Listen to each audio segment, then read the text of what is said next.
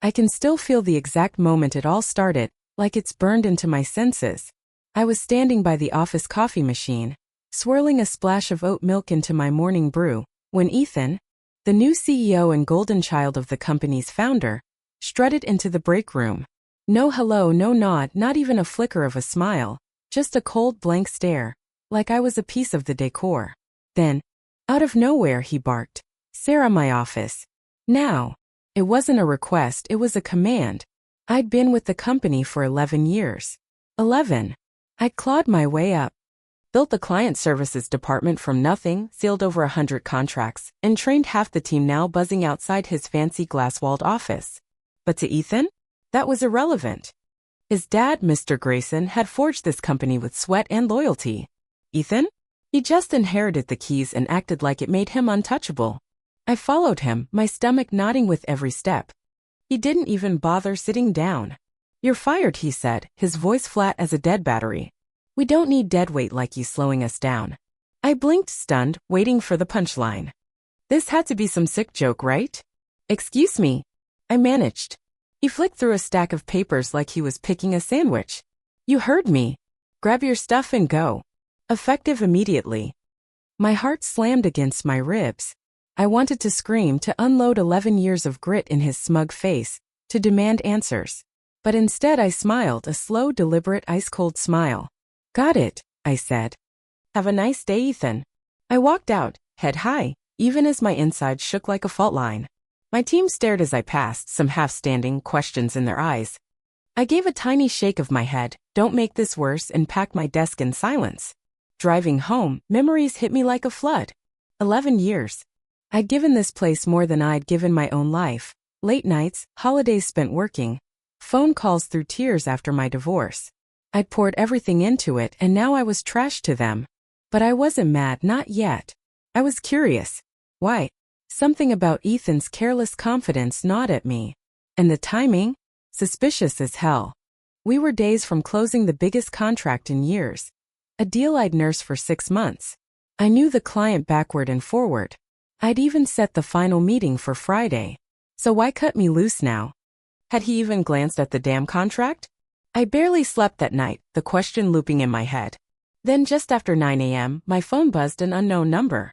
I almost ignored it. Too raw for more bad news, but curiosity won. "Sarah, it's Mr. Grayson." His voice jolted me upright, the real CEO, the man who'd hired me 11 years ago after one handshake. "I just got to the office," he said, tension crackling in his tone. "Why the hell did you pack up and leave? What happened?" I swallowed hard. "Your son fired me." Silence. Then a sharp breath. "What?" "Yesterday," I said. "Called me lazy, said I wasn't needed." Another pause, longer this time, like he was piecing together a puzzle. "Sarah, did he read your contract?" I frowned. "What do you mean?" "He's supposed to close the Harper deal today, right?" "Yes, at 11. I heard papers rustling, then a loud thud like he'd slammed his fist on his desk. "Sarah, your contract has a clause. One I put in after that merger mess years back. You're not just the account manager, you're the only authorized negotiator for Harper." I froze. "He can't close it without you," Mr. Grayson went on, his voice tight. "Not legally, not ethically, not even practically. That deal's dead unless you're there." A slow, electric realization sparked in my chest. Ethan hadn't read it. He'd screwed himself, and he didn't even know it. The betrayal still stung, but now I felt something sharper: control. He'd pulled the trigger too fast, and the barrel was aimed right back at him. Mr. Grayson hung up, his fury lingering in the silence. I sat in my apartment, coffee going cold, staring into space. Ethan didn't know his dad hadn't signed off on this. I leaned back on the couch and let out a low, bitter laugh. After 11 years. This was how it went down. A spoiled brat playing CEO like it was a video game. But real stakes don't reset after a bad move, and he was about to learn that the hard way. I didn't have to wait long for the chaos to hit. At 10:13 a.m. my phone lit up, Ethan. I let it go to voicemail. Then reception called. Then legal. Then accounting. It buzzed nonstop. A frantic little symphony. I tapped the voicemail icon. "Sarah, hi, it's Ethan." His voice was tight, strained. "Listen, there was a misunderstanding yesterday. I might have jumped the gun. We need you back today, it's urgent. Please call me." Urgent? No apology, just panic wrapped in fake politeness. I sipped my cold coffee unmoving. At 10:32, another call. Jess, an old colleague from my early days in the department. She'd moved to marketing but still had my back. Sarah, you won't believe this, she whispered, barely containing herself. Ethan just got destroyed by his dad in front of everyone. Mr. Grayson stormed in, slammed the Harper contract on the table, and asked one question. Did you read this before firing Sarah? Ethan tried to bullshit his way out, something about new directions, but Mr. Grayson wasn't having it. He flipped to that clause you always mentioned, the one making you the sole negotiator. Ethan went white as a ghost. I raised an eyebrow. He brought the contract? Oh yeah, Jess said. And he told Ethan if Harper walks, his job's on the line. I exhaled, a slow grin tugging at my lips. Ethan's armor was cracking. I don't know what you're planning, Jess added, but you're holding all the cards now. I thanked her softly and hung up, staring out my window at the calm skyline. For once, the city's indifference felt like an ally. At 11:15, a text from Mr. Grayson. Sarah, I'm so sorry for this mess. I misjudged things. Please come in, not just for the deal, but to talk privately. Tempting, but I wasn't ready to waltz back like nothing happened. Ethan's stunt wasn't just about a contract, it was about respect, trust, and the years I'd bled for this place. Still, something stirred in me. I wasn't petty, but I wasn't a pushover either. I didn't want revenge, I wanted accountability. I texted back. I'll consider returning for Harper, but only with conditions. I'd like to speak with you first. I hit send, swapped my pajamas for a sharp blazer, and headed in. By noon, I strode through the main lobby. Not the employee entrance like a guest making a point. Heads turned. Everyone knew I'd been axed yesterday. My return was a quiet bombshell. The receptionist jumped up. Ms. Bennett, Sarah, Mr. Grayson's expecting you. She led me down the hall, the air thick with tension. People glanced up from desks, whispers fading mid-sentence. Mr. Grayson was at his office door, face grim. Sarah, he said, stepping aside. I sat across from his massive oak desk as he shut the door and sighed. I screwed up, he started. Gave Ethan too much rope too soon. I wanted him to step up, not torch everything I built. I stayed quiet. What he did was unprofessional, disrespectful, and it nearly sank a deal we've been chasing for months. It did. I said evenly. I reread your contract this morning, he continued. You've got full autonomy on Harper. Legally, they won't deal with anyone else. That clause saved us after the Carter fiasco. I remember it well. So do I said. I cleaned up that mess. You didn't deserve this, he said, eyes locking on mine. I want you back. With full authority to close Harper. Name your conditions. His regret was real, but this wasn't just about a deal, it was about dignity.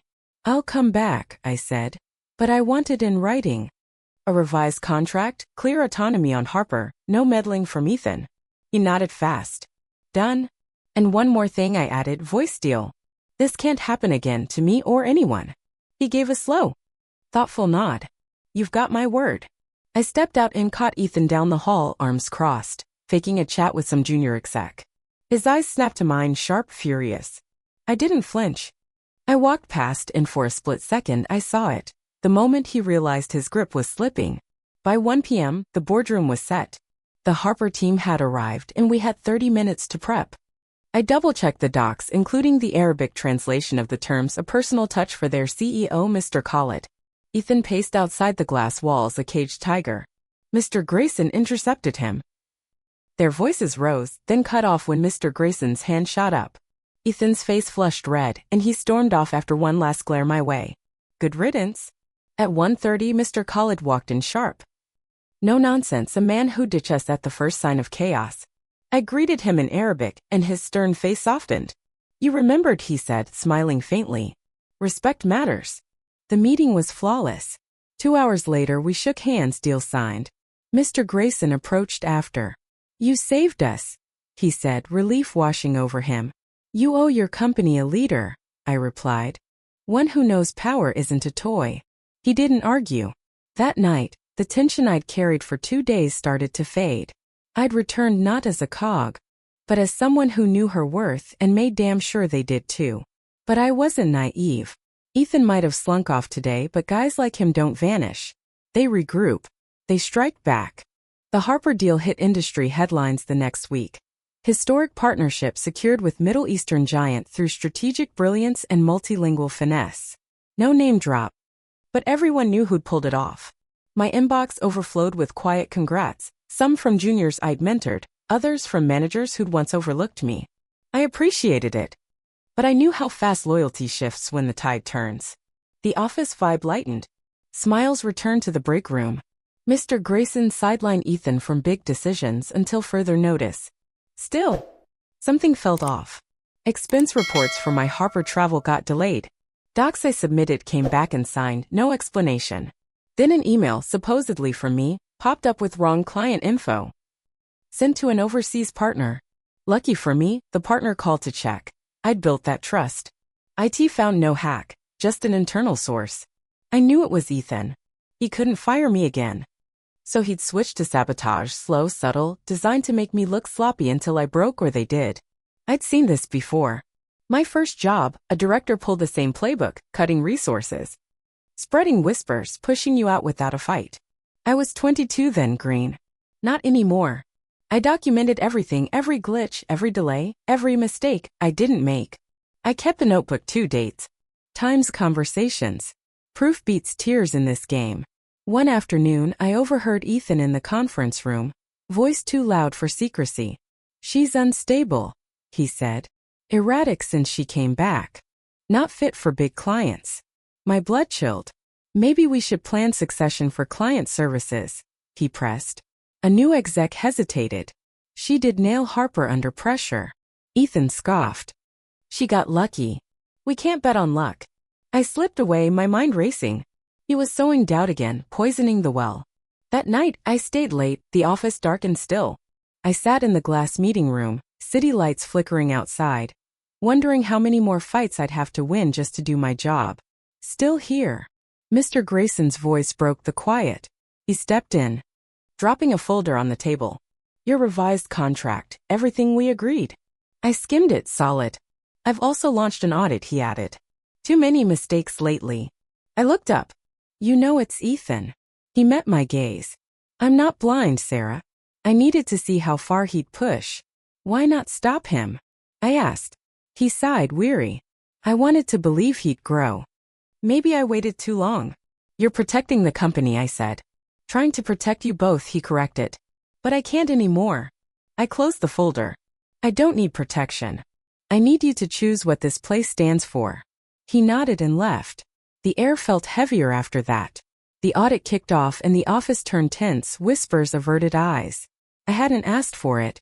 But I was glad. Truth had to surface. Thursday, the audit team called me in. A cramped storage room now stacked with files and screens. David, the lead, pulled up a file. This email from you sent from a break room workstation. Someone used your credentials. They stole them. Copied them, he said.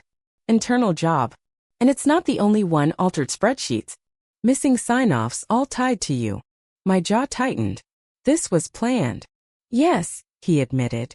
And we've traced patterns to Ethan's assistant's login. So what now? Mr. Grayson gets the unfiltered report, David said. He wants the truth. I'll be there, I said. He blinked. You don't have to. I will, I cut in. If this blows up, I'm facing it head-on. I barely slept. I kept thinking of others who'd left. Quiet exits, rising stars snuffed out. How many had Ethan crushed? The next morning, I hit the boardroom early. Mr. Grayson stared out the window, David sat up, and Ethan strolled in late, smug as ever until he saw me. She's not on the committee, he snapped. She's here at my request, Mr. Grayson said coolly. Ethan bristled. This is confidential. Should have thought of that before faking emails, I shot back. David laid it out. Login traces, timelines, sabotage aimed at me. Ethan's smirk faded. You're reaching, he sneered. She's bitter. You nearly tanked Harper, I said steady. Mr. Grayson turned. I gave you chances, Ethan. You've torn down what others built. Ethan faltered. It's not what you think. It's worse, Mr. Grayson said. Silence. Then. You're suspended. Now. Ethan glared at me, shocked, not anger, and left. Mr. Grayson sagged. I failed him. As a leader. A father. You can't force growth, I said. But you can still lead this company. He nodded and the weight on my chest eased. 2 weeks later. Ethan was gone, terminated after the board saw the damning report. No fanfare, just a quiet exit. I thought I'd feel victorious. Instead, I felt steady. Mr. Grayson called me in days later. I've been thinking about what this company needs, he said, sliding over a folder. Inside, a promotion director of client strategy reporting to him. I didn't ask for this, I said. That's why it's yours, he replied. I nodded. If I take it, I want to fix this culture. He smiled. I was counting on that. That night, in my new office, I stared at the blank nameplate. For years, I'd wondered if my work mattered. Silence had nearly cost me everything, but I'd fought back, not with bitterness, but with strength. In the weeks ahead, I rebuilt, reopened doors. Brought back talent Ethan had pushed out, set up anonymous reporting.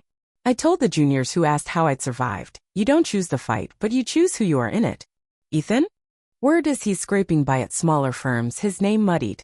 Maybe Mr. Grayson shielded him from worse, a father's last gift. I didn't care. One afternoon, passing the Harper meeting room, I paused. That deal had changed my path, but the real win? Walking out of Ethan's office with a smile, knowing my worth, and never letting anyone take it again.